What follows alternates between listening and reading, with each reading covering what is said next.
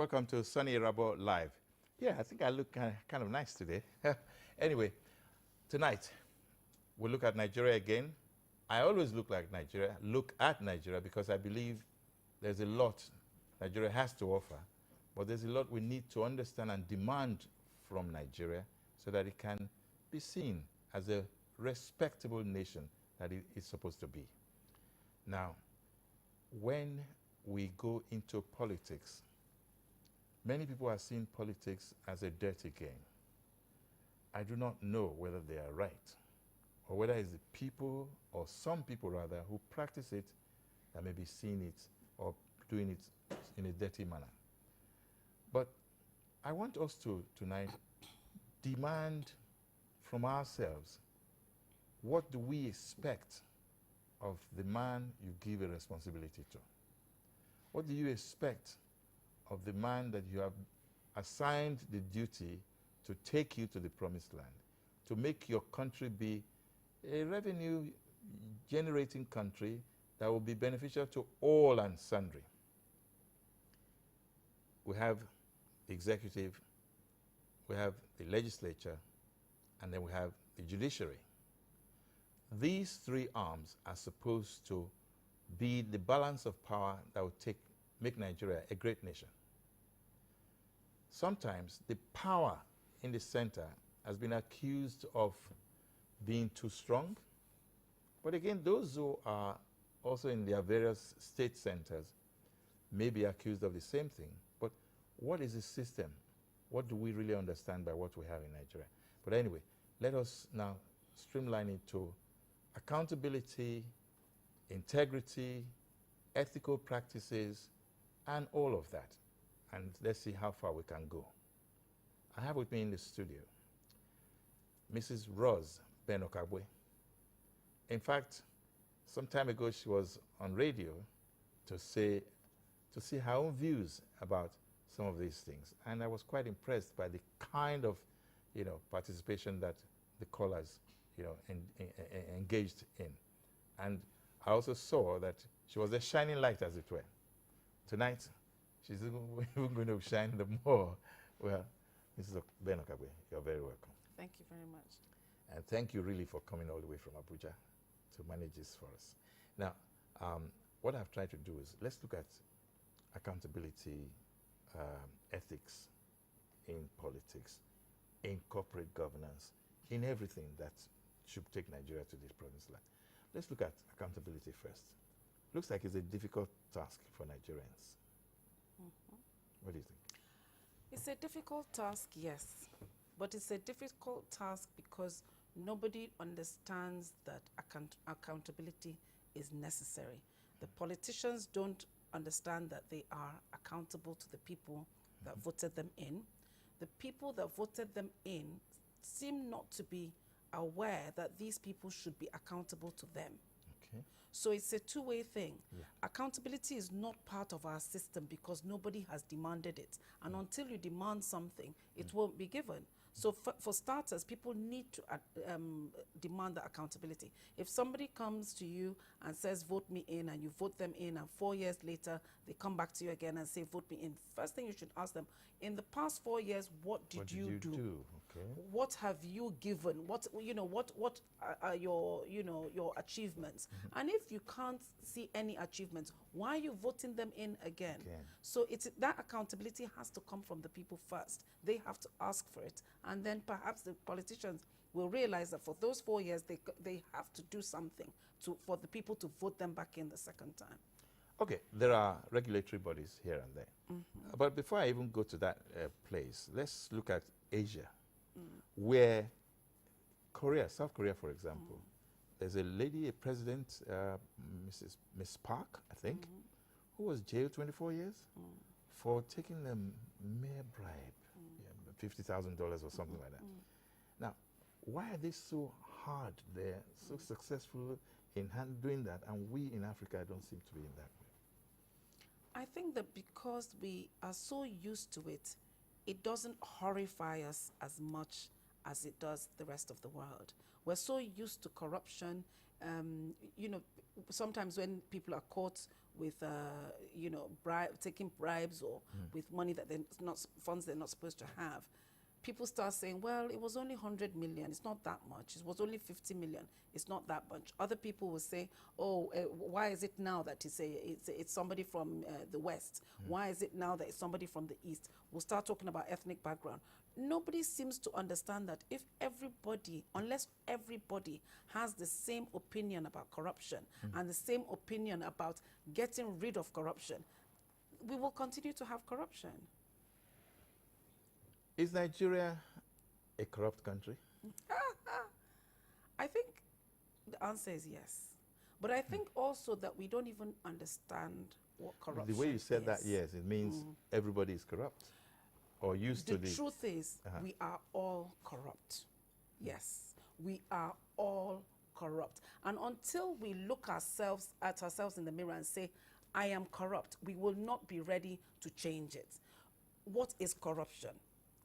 We think that corruption is when you catch maybe some public official with 100 million in his house. That's corruption. How did that 100 million get into his house? Somebody did that contract with him and gave him that money. So there was connivance. There's connivance. That person is equally corrupt. When we see policemen on the road and for no apparent reason we decide to give them money, it is corruption. When people hail you for no reason just to make you feel important and you give them money, it is corruption. You're doing it for your own ego. All of that is part of corruption. When you refuse to stand in a queue and instead you go and bribe the people so that you can get ahead of the queue, it is corruption. You see this every single day. You see it at the petrol station. You see it at, you know, the even police, the airports. Airports. Everywhere you go, you see corruption. So until we can define what corruption really is and understand that we are all guilty of it, and we have to say to ourselves, we are going to change it. It's pointless everybody pointing at everybody else and saying, oh, you are corrupt, or this person is more corrupt than that person. But do you realize that many people don't want to take responsibility for any action they themselves have been known to take, but they say, well, it's the devil's workshop, or I was talked into doing it, or somebody has this and that and that. Is there no institution that can at least take us to that level where we must feel responsible for the actions we've taken, and we must therefore feel the remorse not to do it again? Not necessarily by force, but by understanding that this is not the right thing to do. I think that will only happen if there is a clear orientation in that direction. So it's not enough to make so much noise about, I'm arresting this person, I'm going to jail this person, because they never do anyway. They never jail anybody. I think that if the government takes that responsibility to teach people, to teach it, you know, train people on what corruption is. I remember I was doing a program with some people in the ministry, and we started debating about what corruption is and what it isn't. And the truth is, a lot of the civil servants that I was debating with, they didn't really know what corruption was. In fact, they felt that some of the examples I was giving were a bit far-fetched. And I understand that, because we have accepted those things as the norm. So we don't accept that those things are corruption. And then they decided, okay, so if somebody comes, I help somebody with their you know, getting their contract or whatever, and then they come and say thank you. I said, well, if they give you a car for helping them with their contract, I think it's corruption. They said, no, but I didn't ask for it. But you know it's corruption. Do you understand? So we need to understand what corruption is first. When we understand it, then we can stop pointing at each other and actually deal with it. All right, there's the Constitution. Then you have policies. You have regulatory bodies assigned duties to ensure that the checks and balances are put in place. All of these seem to be there as some kind of blueprint that is not effective. Where did we go wrong? Why are we not applying these agencies and their institutions to do the work they're supposed to do? I think that if those regulatory bodies were just left alone to do what they are supposed to do, they'll probably get it right. But because they're being used for for political reasons, let's use EFCC for example. It's so clear. It's becoming even glaringly clear now that a lot of the people that they're going after are the political enemies of the current administration. And as soon as you become their friend, they soft pedal on dealing with whatever petitions are against you.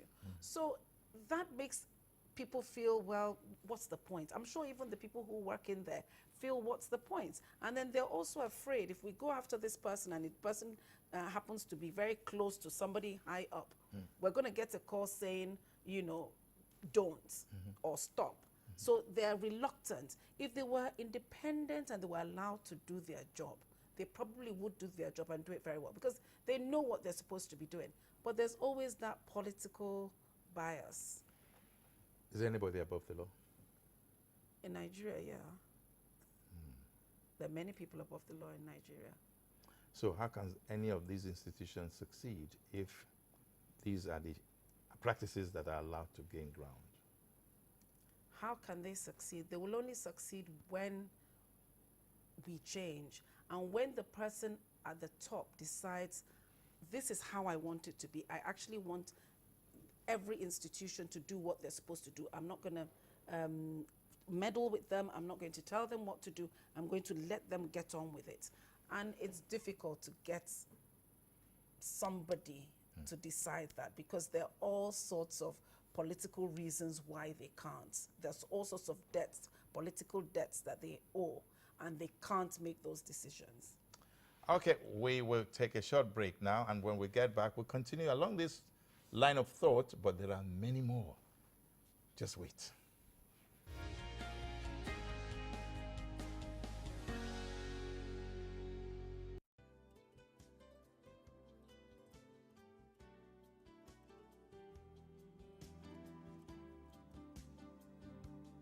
Make your event a memorable one with captivating and well-organized event center at Lagos Television's prestigious Blue Roof with a capacity of more than 3,000 seats and a fully air-conditioned 750 seats combo hall capacity. Suitable for annual general meetings, government functions, exhibitions, religious activities, wedding ceremonies, burials, musical show, and many more in a well-secure environment. Spacious car park, uninterrupted power supply, and impeccable facilities. Take advantage of all of these at affordable rates.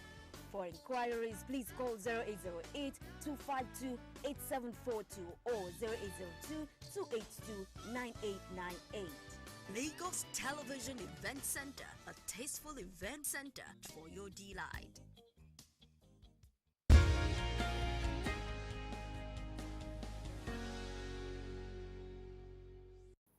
Welcome back.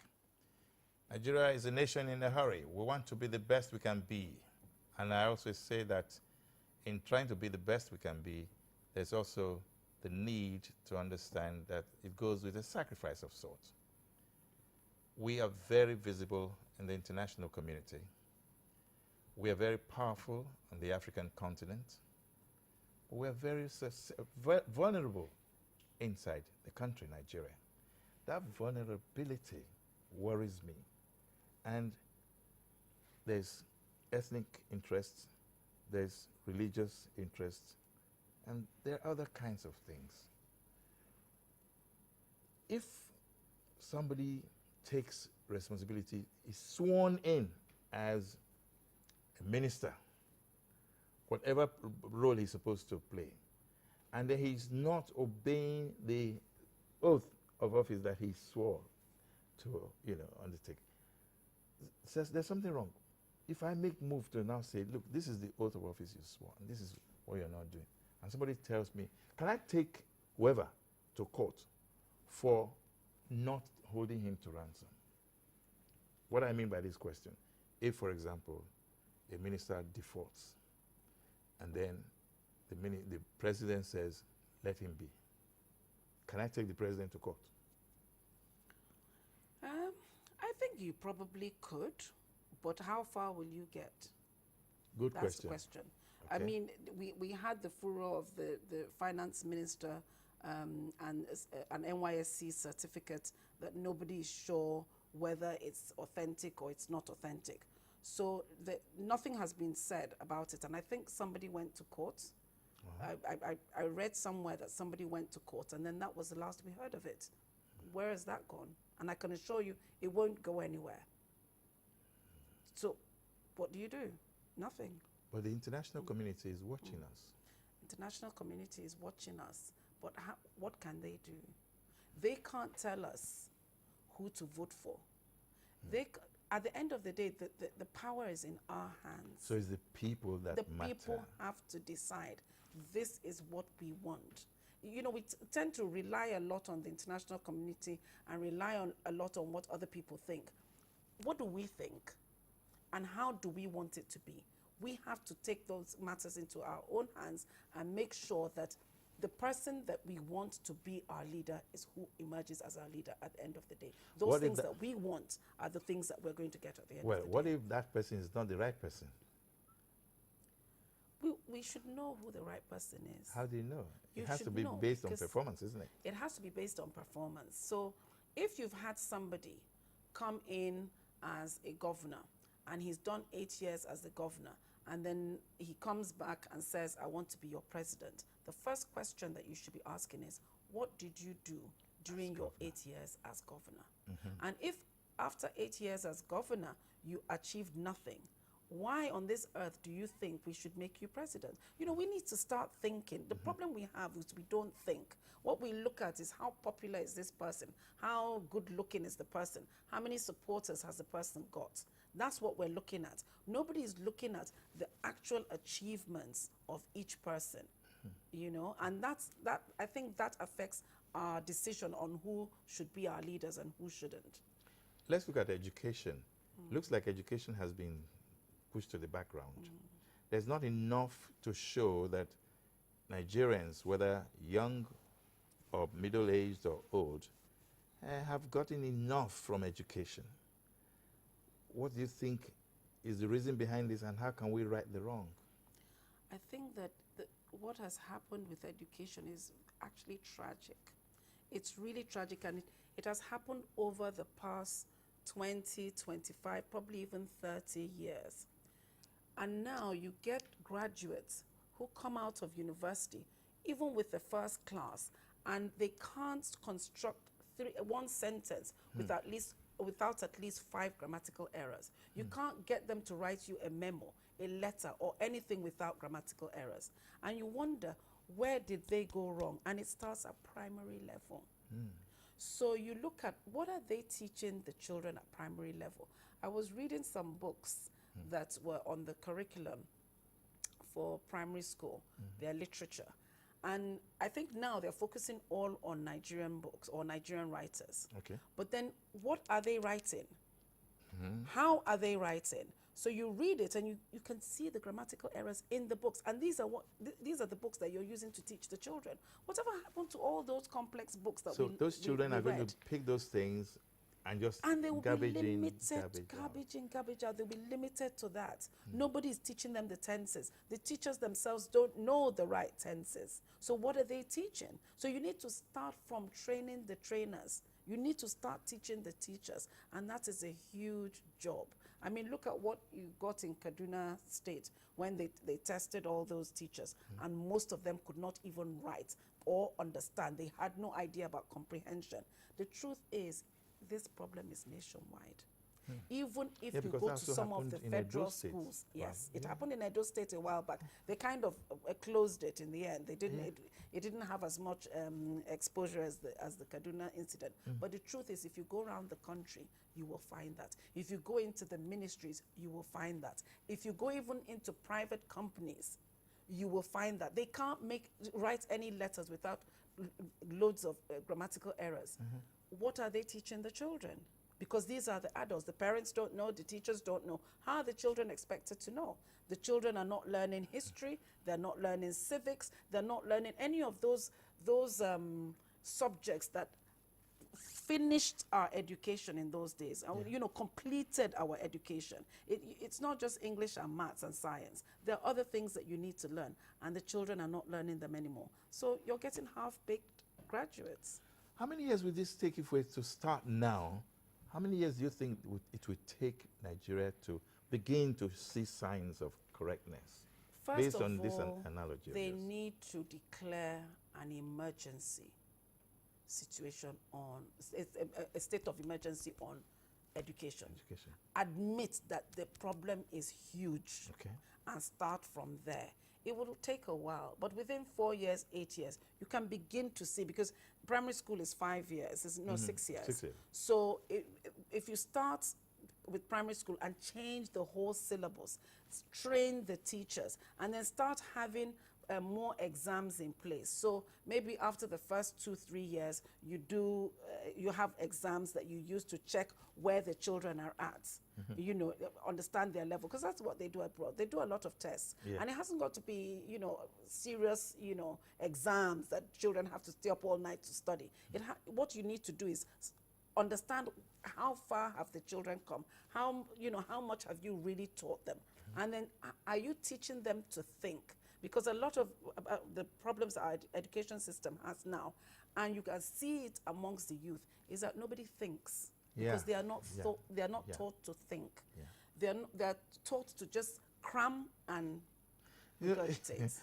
Because of what you just said, Yeah. sometimes you ask certain questions, the return, the response rather, is a question that makes you wonder whether the person was listening to what you said. Yeah. And where this is so glaring is if you go on social media and you start engaging the youth, you'll be frustrated. Wow. You'll be really frustrated. Nobody is thinking. They just take things in and regurgitate it. You wonder, how does this thing sound to you? How logical can this thing possibly sound? But they didn't think it through. They just do what they normally do. Just take it in, read it, and regurgitate it, and that's it. No thinking. Is there hope that if this effort is made, Nigerians will feel the desire to submit to change, to transformation of sorts? If which effort is made? Effort to correct this whole process about, educational curricula. Oh, yeah. I think people understand what the problems are. Okay. I think people know that there's a huge problem. And don't forget that when these people that were calling the youth is from 0 to 40. People who are 40 are already quite senior.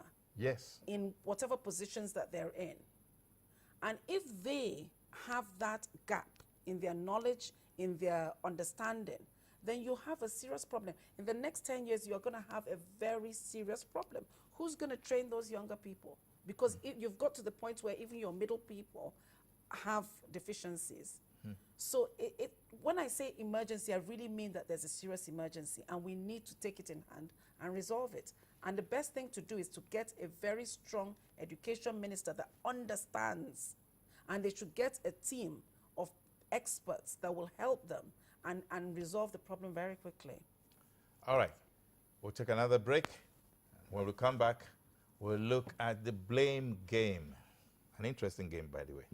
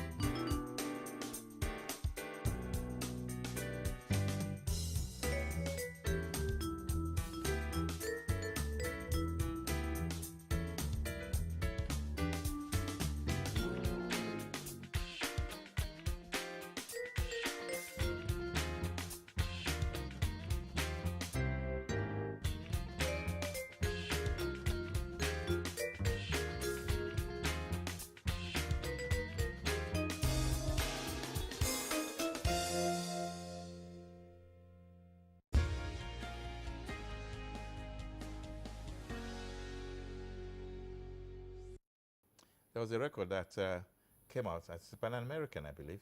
I said it wasn't me. That it wasn't me, it means a whole lot. I call it the blame game. because it's something that when you catch somebody doing something and he says it's the devil's workshop, you know, the devil pushed me, or it wasn't me, I wasn't there. How can you blame me for what I didn't do? But that's just looking at it, you know, platonically. What is a blame game?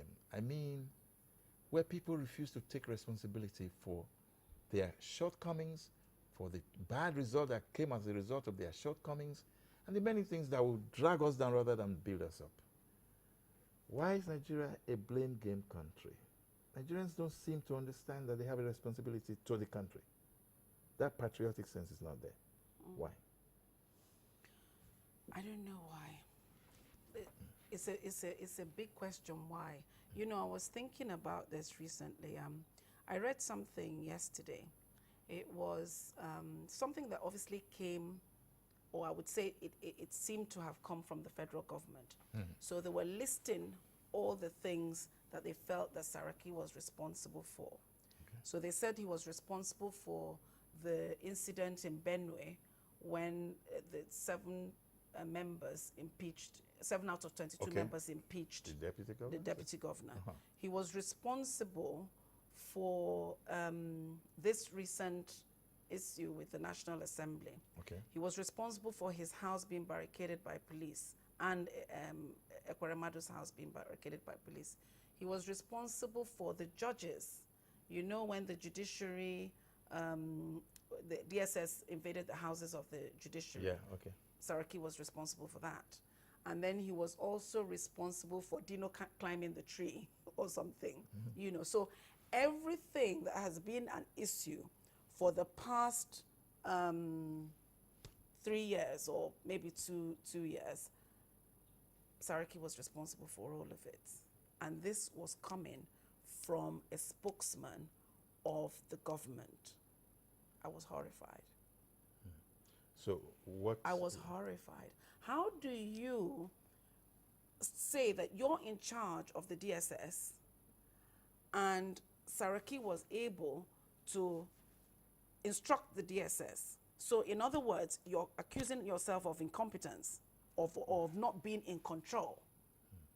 And how do you turn around and say that Saraki was the person who asked DSS to invade the judges' homes?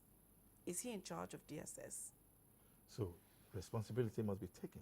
Somebody has to take responsibility for these things. If you're spending your time blaming other people, then it means that whoever is responsible for it is not taking correction and is not taking responsibility for what they have done.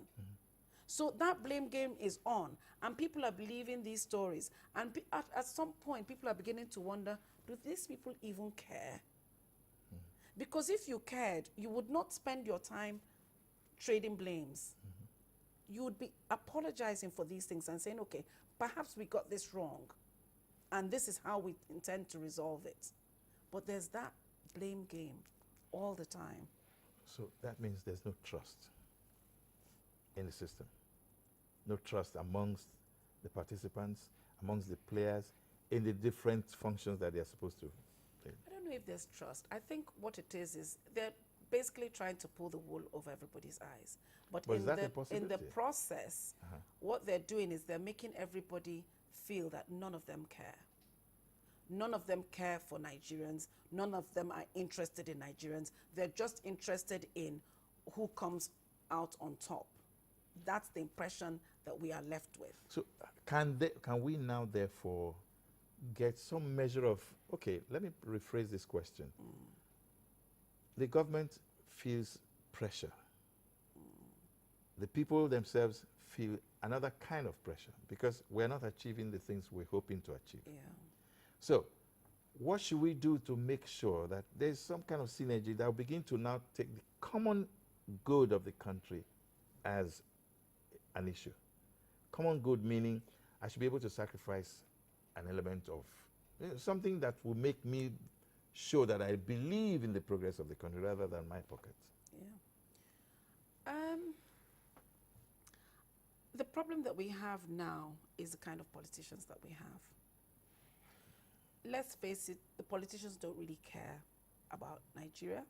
They don't care about our progress. But how can they be in charge of a country they're in charge, ruling, and they don't care? Is Everything that they are doing now shows us that they don't care. So right now, they're all focused on who is defecting to where.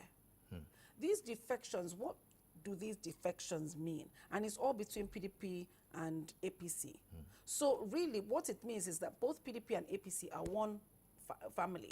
They're all the same. There's nothing, there's no ideology, there's nothing different about the two parties because they're exchanging people here and there.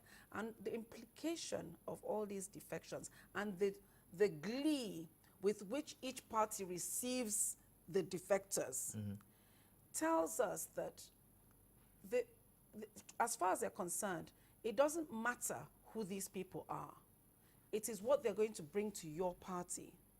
And these people, you're rejoicing because you think that they're going to bring a lot of followers.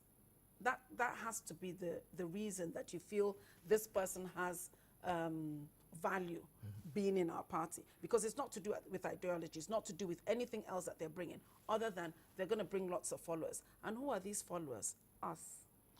And why are we following them? Can we not see that wherever they're defecting to, they're doing so for their own personal benefit and not for our collective benefit? Do you see? So it just shows how little, you know, value they place on us and what we want, we the people want, compared to what they want.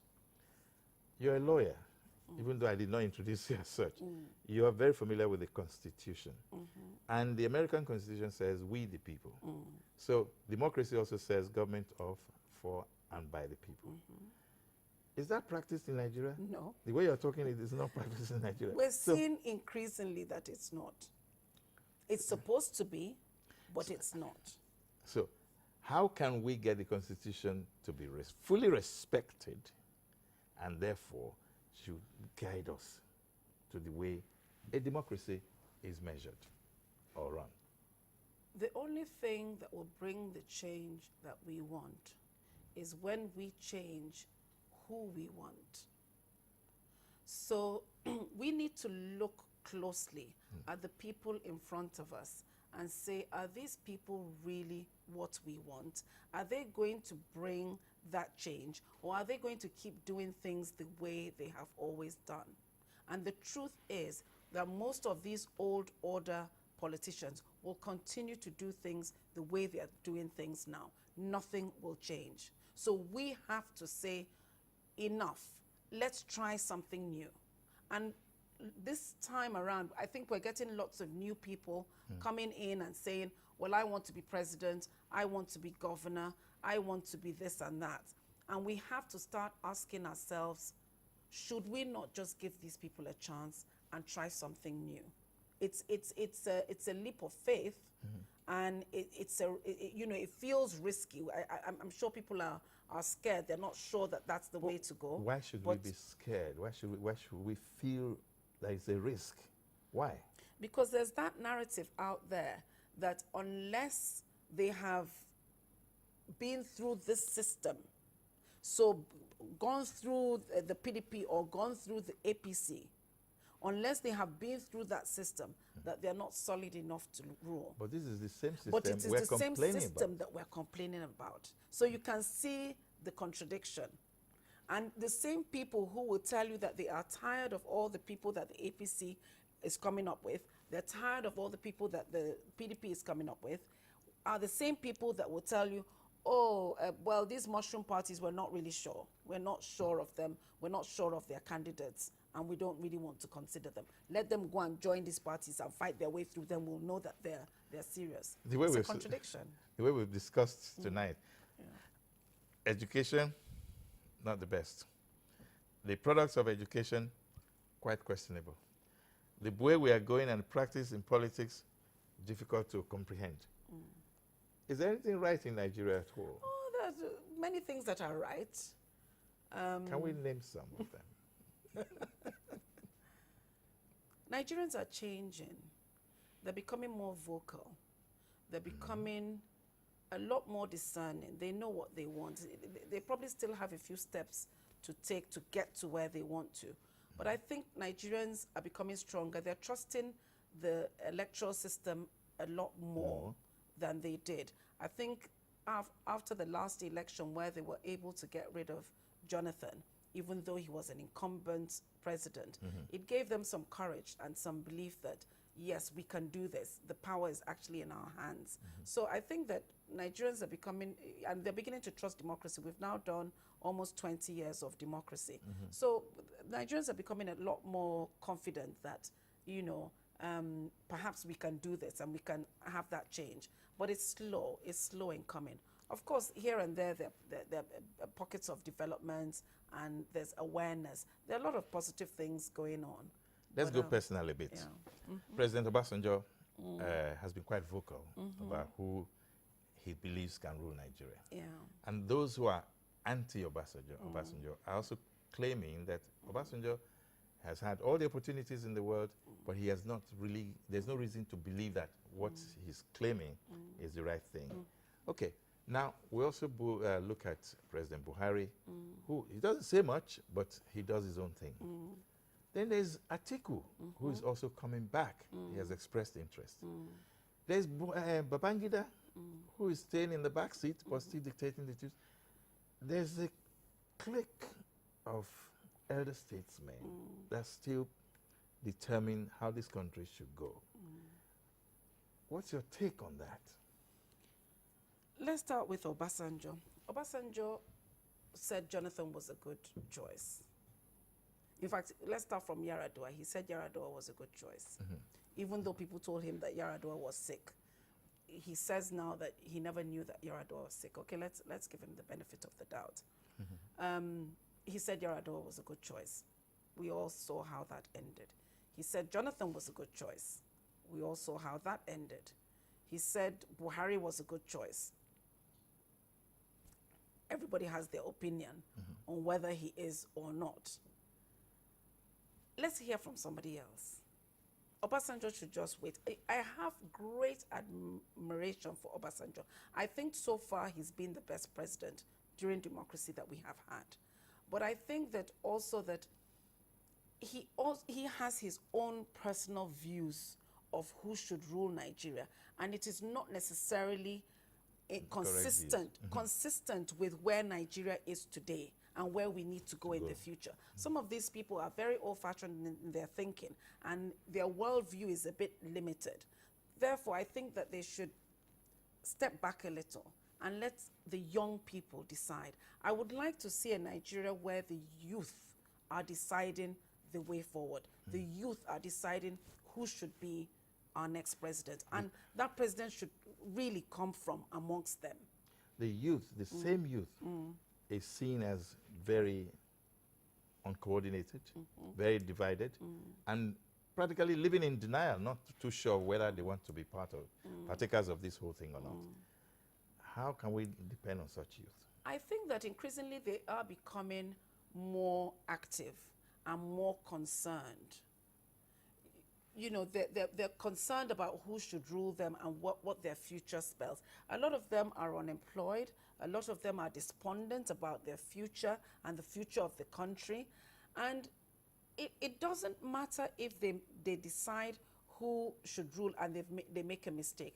Let them make their mistakes. We made our own mistakes. It's enough. Let them decide and make their own mistakes. Eventually they will get it right. But this idea of these older people consistently telling us what to do and who it should be, I think it's enough, really.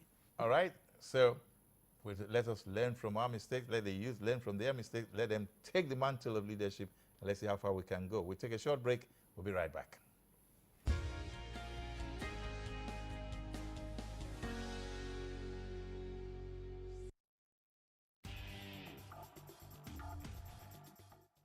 The Lagos State government has assured homeowners using boreholes that it has not authorized any staff or agent to close down any borehole in the state.